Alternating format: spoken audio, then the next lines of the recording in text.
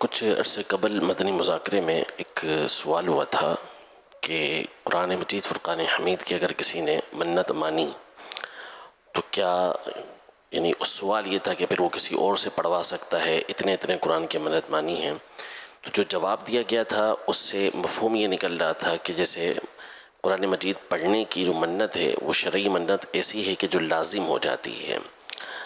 تو صحیح یہ ہے کہ قرآن مجید فرقان حمید کی جو منت ہے، یعنی پڑھنے کی جو منت ہے، کہ اگر کوئی منت مانتا ہے کہ میرا یہ کام ہو گیا تو میں اتنے قرآن پڑھوں گا یا یہ پڑھوں گا، شرعی منت ہے، اس انداز میں وہ منت مان لیتا ہے، تو اس صورت میں جو منت ہے وہ لازم نہیں ہوگی. یعنی وہ بندہ اس کے اوپر مقرر ہو جائے کہ اب اس نے یہ قرآن پڑھنا ہے، یہ اتنے قرآن پڑھنے، یہ اس کے اوپر لازم نہیں. البتہ چاہے منت مانی ہو یا نہ مانی ہو، باہر صورت چونکہ قرآن مجید فرقان حمید پڑھنا یہ ایک اعلیٰ عبادت ہے، تو لہذا اگر منت مان لی ہے تو اسے پورا کرنا چاہیے. ایک عہد ہے، اللہ پاک سے وعدہ ہے، تو اس وعدے کو پورا کریں.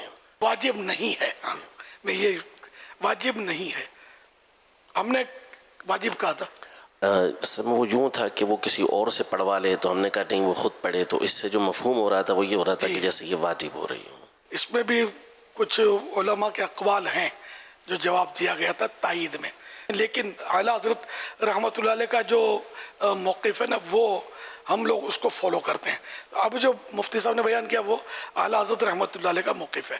صلو علی الحبیب صلی اللہ علی محمد.